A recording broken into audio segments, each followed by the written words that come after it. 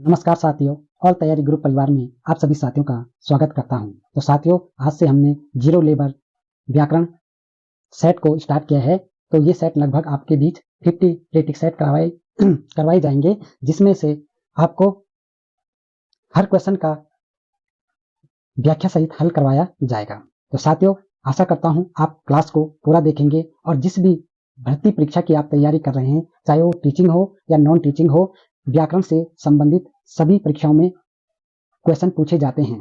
तो साथियों, ये क्लास काफी इंपॉर्टेंट है आपके लिए। क्लास को स्किप ना करें और पूरी क्लास को देखें ताकि आप सबको हर क्वेश्चन अच्छी प्रकार से आपको समझ आए। तो साथियों, ज्यादा समय न लेते हुए क्लास को स्टार्ट करते हैं। तो क्वेश्चन है यहाँ पर हमारा, यद्यपि में कौन सी संधि है? ऑप्शन है गुण संधि, यण संधि, अयादि संधि, वृद्धि संधि। तो यद्यपि को अगर हम पहले संधि विच्छेद करेंगे इसका, तो क्या होगा? यदि धन अपि। क्या होगा? यदि धन अपि संधि विच्छेद करने पर होगा। तो यहां से हम पूर्व पद का पहला और अंतिम पद का पहला शब्द और दोनों को लेंगे। तो इससे क्या बनेगा? य। जब य बनेगा तो आप समझ जाएंगे कौन सी संधि होगी इसमें, यण संधि। तो अगर आपको कहीं पर संधि ना पहचानी जाए तो आप वहां पर उसे संधि विच्छेद कर सकते हैं। तो उससे क्या होगा? आपको उस शब्द का आपको क्या आ जाएगा समझ, इसमें कौन सी संधि है। तो इसमें कौन सी संधि है? यण संधि। तो अगले नेक्स्ट क्वेश्चन पे चलते हैं और यहां पर आपको संधि विच्छेद भी कराया गया है ताकि आप क्वेश्चनों को नोट्स बनाएं तो आपको कहीं पर कोई दिक्कत लिखने में ना आए। तो अगला क्वेश्चन है यथाशक्ति में कौन सा समास है? ऑप्शन है तत्पुरुष समास, द्विगु समास, अव्ययी भाव समास, द्वंद्व समास। तो आपको बताना है यथाशक्ति में कौन सा समास है। तो कौन सा समास है इसमें? क्या होगा इसका संधि विच्छेद? यथाधन शक्ति। तो जहां पर पहला पद क्या आता है? अव्यय आता है। तो वहां पर कौन सा समास होता है? अव्ययी भाव समास। तो इसका राइट ऑप्शन क्या होगा? ऑप्शन नंबर सी, अव्ययी भाव समास। तो यथाधन शक्ति। तो यहां पर क्या है? यथा क्या है? अव्यय है। तो जहां पर क्या होता है? पहला पद अव्यय हो, वहां पर क्या होता है? अव्ययी भाव समास।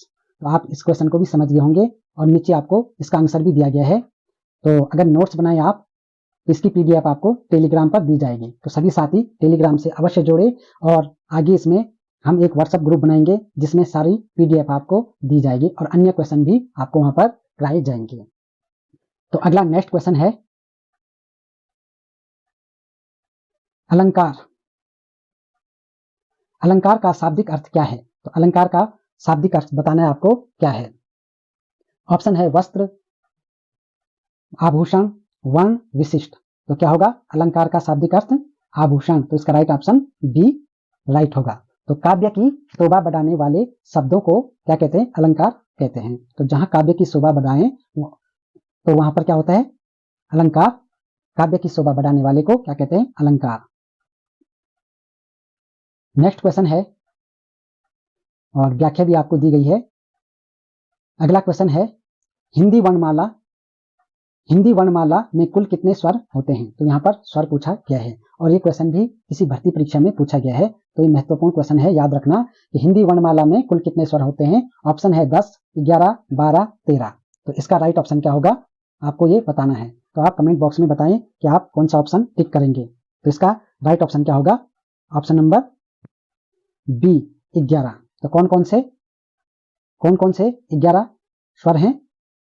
अ से लेकर अ, आ, ई,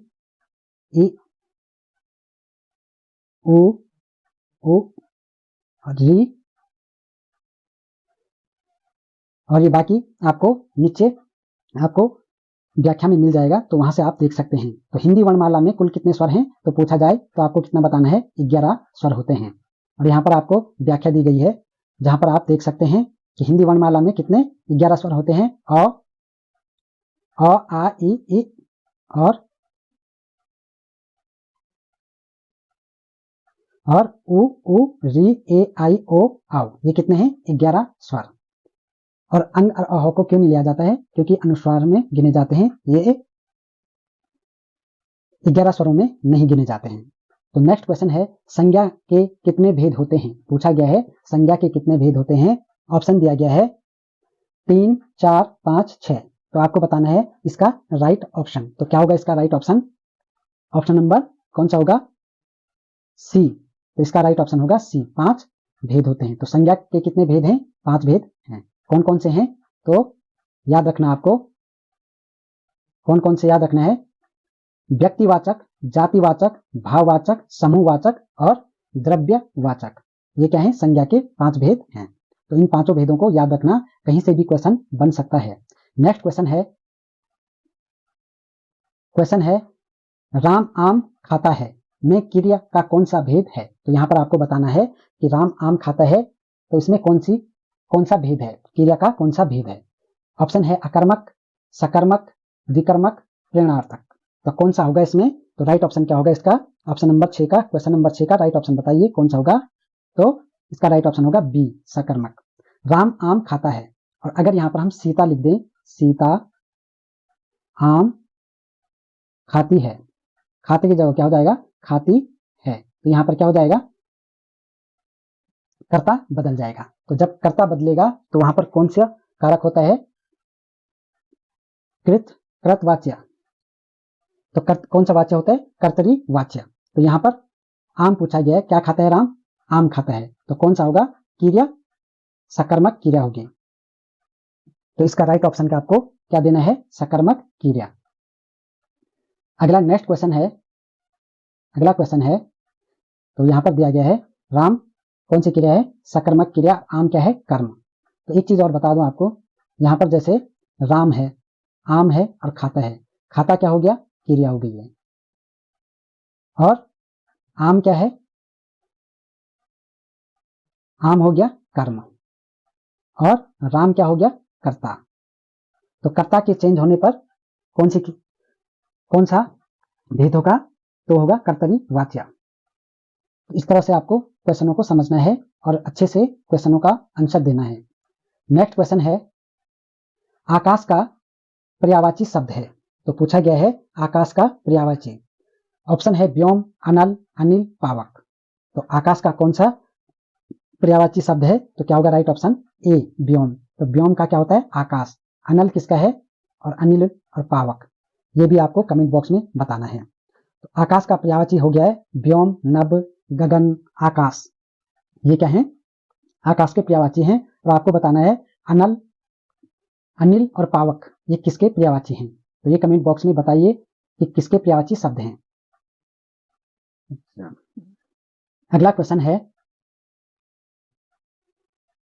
सात्विक का विलोम शब्द है। क्या पूछा गया है? सात्विक का विलोम शब्द पूछा गया है। तो विलोम शब्द भी काफी पूछे जाते हैं, तो इन क्वेश्चनों को आप ध्यानपूर्वक पढ़ें और चाहे तो एक नोट्स बना लें, रफ कॉपी बना लें, ताकि हर क्वेश्चनों को लिख करके आप जब भी प्रतिदिन अभ्यास करें तो आपका क्या हो, हर क्वेश्चन आपके अच्छे से सॉल्व हो सके। तो आपको बताना है सात्विक का विलोम तामसिक, राजसिक, उदासीन या इनमें से कोई नहीं। तो आपको बताना है क्वेश्चन नंबर 8 का राइट ऑप्शन। तो सात्विक का क्या होगा? बताइए आप कौन सा इसका राइट ऑप्शन होगा? तो ए इसका राइट होगा, तामसिक। तो सात्विक से आप ये भी ले सकते हैं जैसे शाकाहारी, शाकाहारी, और तामसिक से मांसाहारी ले सकते हैं। तो सात्विक का विलोम तामसिक और तामसिक का विलोम सात्विक। तो इस तरह से आपको याद करना है। नेक्स्ट क्वेश्चन पे चलते हैं। क्वेश्चन है जो पहले कभी ना हुआ हो के लिए एक शब्द बताना है। तो ये क्वेश्चन महत्वपूर्ण क्वेश्चन है, क्योंकि ये क्वेश्चन आपको जो भी करवाए जा रहे हैं वो किसी ना किसी भर्ती परीक्षा में पूछे गए हैं। तो आप हर क्वेश्चनों को अच्छे से ध्यानपूर्वक से समझें। तो आपको बताना है, ऑप्शन है अभूतपूर्व, अपूर्व, अनुपम, अद्वितीय। तो क्वेश्चन नंबर 9 का राइट ऑप्शन बताना है, कौन सा इसका राइट ऑप्शन होगा? तो इसका राइट ऑप्शन क्या होगा? ए, अभूतपूर्व। तो जो पहले कभी ना हुआ हो उसके लिए एक शब्द क्या होगा? अभूतपूर्व। तो क्वेश्चन इसमें 30 हैं, जल्दी जल्दी से सॉल्व कराएंगे। और अगला क्वेश्चन है सदाचार का संधि विच्छेद। आपको इसका क्या करना है? संधि विच्छेद। तो इसका संधि विच्छेद क्या होगा? सत्य, धन, आचार। तो क्या होगा? सदाचार। तो कहां पर है? Option number A. तो ए इसका राइट ऑप्शन होगा, शतधन आचार। तो अगर यहां पर संधि पूछी जाए तो कौन सी संधि बताओगे? तो संधि बताओगे व्यंजन संधि। व्यंजन संधि यहां पर है। सदाचार में अगर संधि पूछी जाए तो व्यंजन संधि। नेक्स्ट है चंद्रशेखर में कौन सा समास है? तो आपको बताना है चंद्रशेखर में कौन सा समास है। तो समास से पूछा गया है। ऑप्शन है तत्पुरुष, बहुवीर्य, कर्मधैर्य, अव्ययी, भाव समास। तो यहां पर क्या होगा? चंद्र है जिसके शिखर पर। तो किसके शिखर पर चंद्र होता है ये आपको बताना है। तो किसके शिखर पे होता है? शिव के। किसके शिखर पे होता है चंद्र? शिव के। तो इसमें कौन सा समास होगा? बहुव्रीहि समास। तो इसका राइट ऑप्शन क्या होगा? ऑप्शन नंबर बी, यानी कि अपने पद को छोड़कर कोई अन्य अर्थ दे तो वहां पर क्या होता है? बहुव्रीहि समास। तो चंद्रशेखर, चंद्र है जिसके शिखर पर, तो वो कौन से हैं? शिव। तो इसका राइट ऑप्शन होगा बी, बहुव्रीहि समास। अब नेक्स्ट क्वेश्चन पे चलते हैं। कारक। तो आपको बताना है कारक के कितने भेद होते हैं? ऑप्शन है 6, 7, 8, 9। तो कितने भेद होते हैं कारक के? 8 भेद। ऑप्शन नंबर सी इसका राइट है। तो आप भी अपने क्वेश्चनों को देखते जाए कितने आपके सॉल्व हो रहे हैं और कितने गलत। लास्ट में कमेंट बॉक्स में लिखें कि हमने इतने क्वेश्चन को सॉल्व किया है। अगला क्वेश्चन है उसने टेढ़ी चाल चली, वाक्य में कौन सा कारक है? ऑप्शन है कर्ता, कर्म, कारण और अपादान। तो आपको बताना है इसका राइट ऑप्शन। तो उसने टेढ़ी चाल चली, उसने क्या है? कर्ता। उसने क्या है? कर्ता। तो इसमें कौन सा कारक होगा? कर्ता। तो ऑप्शन नंबर ए इसका राइट होगा। नेक्स्ट क्वेश्चन है अग्नि का तद्भव रूप है आग, अग्नि, अगि, अनल। तो अग्नि का तद्भव रूप बताना है आपको क्या होता है। तो क्या होगा इसका राइट ऑप्शन? आपने सोच लिया होगा। तो कौन सा होगा इसका right option? Option number A, आग। अग्नि क्या है? तत्सम है और आग क्या है? इसका तद्भव रूप है। नेक्स्ट क्वेश्चन है उत्थान का विलोम शब्द है। तो आपको बताना है उत्थान का विलोम। पतन, अवनति, उन्नति, उत्कर्ष। ऑप्शन क्वेश्चन नंबर 15 का राइट ऑप्शन क्या होगा? तो बताइए कौन सा होगा? पतन। ऑप्शन नंबर ए इसका राइट होगा। उत्थान का क्या होता है? पतन। नेक्स्ट क्वेश्चन है छोटा का भाववाचक संज्ञा क्या होगी? तो छोटा का आपको बताना है भाववाचक संज्ञा क्या होगी? छोटपन, छोटापन, छुटपन या छोटा। तो क्या होगा इसका राइट ऑप्शन? कमेंट बॉक्स में लिखें क्या होगा इसका राइट ऑप्शन? छुटपन। ऑप्शन नंबर सी इसका राइट होगा। नेक्स्ट है हवा का पर्यायवाची शब्द नहीं है। तो आपको बताना है हवा का पर्यायवाची शब्द नहीं है। 3 है और 1 नहीं है। ऑप्शन है वायु, समीर, अनिल, अनल। तो कौन सा इसका राइट ऑप्शन होगा? कौन सा राइट होगा? डी, अनल। तो अनल क्या होता है? आग का। किसका होता है? आग का। वायु, समीर और अनिल किसके हैं? वायु हवा के हैं या वायु के हैं और अनल है आग का। नेक्स्ट क्वेश्चन है प्रत्येक, प्रत्येक में कौन सा उपसर्ग है? प्राय, प्रति, प्रति, एक। इसमें डबल आ गया है। तो ये क्वेश्चन आप, इसका राइट ऑप्शन क्या होगा ये आपको बताना है। तो इसका बी भी और सी भी दोनों होंगे। तो क्या होगा? प्रति धन, प्रतिधन एक। क्या होगा? प्रत्येक। तो प्रत्येक का संधि विच्छेद क्या होगा? प्रतिधन एक। तो इसमें कौन सा उपसर्ग है? प्रति उपसर्ग है। तो इसके बी दोनों सही ऑप्शन है। ये टाइपिंग मिस्टेक है। अगला नेक्स्ट क्वेश्चन है भलाई में कौन सा प्रत्यय है? अब इसमें आपको प्रत्यय बताना है। इससे पहले आपने उपसर्ग बताया, अब आपको प्रत्यय बताना है। ऑप्शन है ई, आई, ला या आ। तो कौन सा इसका राइट ऑप्शन होगा? ऑप्शन नंबर बी, आई। तो भलाई में कौन सा प्रत्यय है? तो भलाई में लिखने में दिक्कत हो रही है। तो भलाई में कौन से है? आई प्रत्यय है। नेक्स्ट क्वेश्चन है, इसलिए ही नीचे आपको टाइप करके दे रखा है कि आप इसको नोट्स भी बनाए, तो कहीं पर आपको ना समझ आए तो आप इसमें से देख सकते हैं। नेक्स्ट क्वेश्चन है विशेषण के कितने भेद होते हैं? तो पूछा गया है विशेषण के कितने भेद होते हैं। ऑप्शन है 3, 4, 5, 6। तो आपको बताना है इसका राइट ऑप्शन कौन से कितने होंगे। तो क्या होगा इसका राइट ऑप्शन? बी। तो विशेषण के कितने भेद होते हैं? 4 भेद होते हैं। नेक्स्ट क्वेश्चन है कमल तोड़ना मुहारे का अर्थ है। मुहारा पूछा गया है। ये भी मुहारे भी महत्वपूर्ण हैं, ये भी काफी पूछे जाते हैं। ऑप्शन है इसमें कलम से लिखना, बहुत सुंदर लिखना, लिखना छोड़ देना, कलम तोड़ देना। तो आपको इसका राइट ऑप्शन बताना है, कौन सा इसका राइट ऑप्शन होगा। तो क्या होगा इसका ऑप्शन नंबर बी, बहुत सुंदर लिखना। तो कलम तोड़ना मुहावरे का अर्थ क्या होता है, बहुत सुंदर लिखना। नेक्स्ट क्वेश्चन है,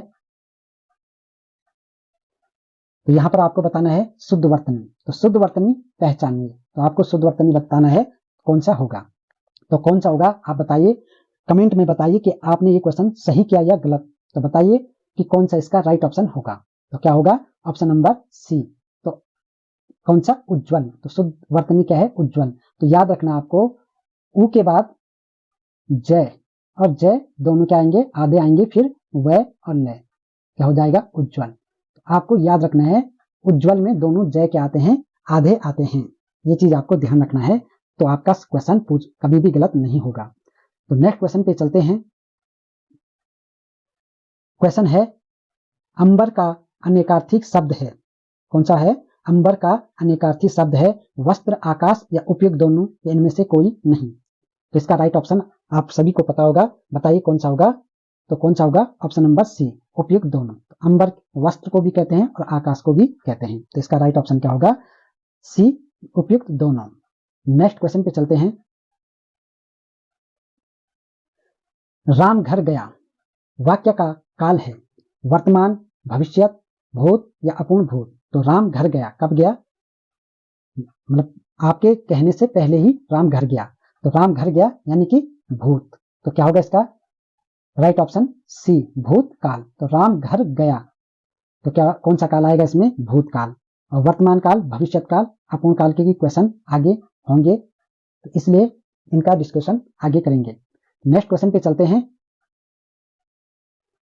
क्वेश्चन है, समास का अर्थ क्या है। तो जो समास आप क्लास कर रहे हैं, तो उसी समास का बताना आपको कि यहां पर संक्षेप पे पूरा होना चाहिए, क्या होना चाहिए, तय। ऊपर नीचे लिख देता हूं, संक्षेप। तो समास का अर्थ क्या होता है, संक्षेप, विस्तार, विच्छेद या नया। तो क्या होगा इसका राइट ऑप्शन, ऑप्शन नंबर बताइए क्या होगा। तो इसका ए राइट ऑप्शन होगा, संक्षेप। नेक्स्ट क्वेश्चन है, क्वेश्चन है, जिसकी कोई उपमा ना हो। तो आपको बताना है जिसकी कोई उपमा ना हो के लिए एक शब्द है। तो क्या है, अनुपम, अद्वितीय, अनुपमा या असीम। तो क्या होगा इसका राइट ऑप्शन। तो जिसकी कोई उपमा ना हो वो क्या होगा, अनुपम। क्या होगा, अनुपम। ऑप्शन नंबर ए इसका राइट होगा। नेक्स्ट क्वेश्चन है, ये क्वेश्चन भी काफी परीक्षाओं में पूछा जाता है, तो ये क्वेश्चन आपको अवश्य आता होगा। तो आपको कमेंट बॉक्स में बताना है कि ये क्वेश्चन आपको आता है या नहीं आता है। तो आप इसका ऑप्शन सहित क्वेश्चन नंबर और ऑप्शन सहित दोनों कमेंट बॉक्स में लिखेंगे। ऑप्शन है कवयित्री, कवयित्री, कवयिनी या कवयित्री। तो कौन सा इसका राइट ऑप्शन होगा, ये आपको बताना है। तो क्या होगा इसका right option, option number A. तो कवि का स्त्रीलिंग क्या होता है, कवयित्री। नेक्स्ट क्वेश्चन है, वर्णों के मेल को क्या कहते हैं, समास, संधि, कारक, उपसर्ग। तो वर्णों के मेल को क्या कहते हैं, ये आपको बताना है।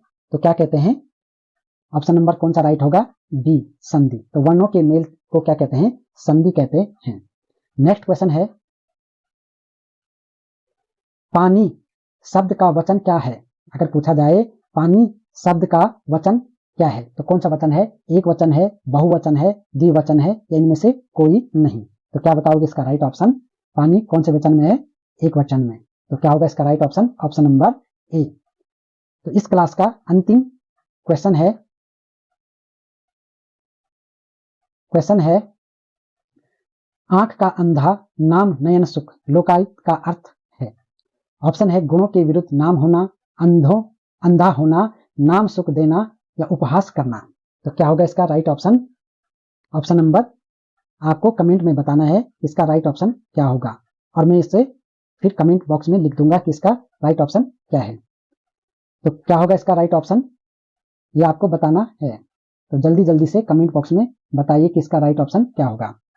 तो साथियों क्लास कैसी लगी ये कमेंट बॉक्स में अवश्य बताना। तो जिन साथियों ने अभी तक चैनल को लाइक, सब्सक्राइब नहीं किया है वो कृपया चैनल को लाइक और सब्सक्राइब अवश्य करें और अपने साथियों को भी इस क्लास से जोड़ें, क्योंकि इसमें आपको अगर आपका सहयोग रहेगा तो आपको इसमें लगभग 50 पेटिक सेट आपको कराया जाएगा। और इसमें अभी हमने व्याख्या कम दी है, क्योंकि आप कितना सहयोग करते हैं इस क्लास से पता चल जाएगा। तो आशा करूंगा कि आप क्लास को लाइक शेयर सब्सक्राइब करेंगे और अपने साथियों को भी क्लास से जोड़ेंगे, ताकि आने वाली हर क्लास में और बेहतर से बेहतर क्वेश्चनों को आपके बीच व्याख्या सहित हल कराया जाए। तो साथियों, मिलते हैं अगली नेक्स्ट क्लास में। तब तक स्वस्थ रहें, मस्त रहें और अपनी तैयारी को निरंतरता से करते रहें। तो मिलते हैं अगली नेक्स्ट क्लास में। तब तक के लिए जय हिंद, जय भारत।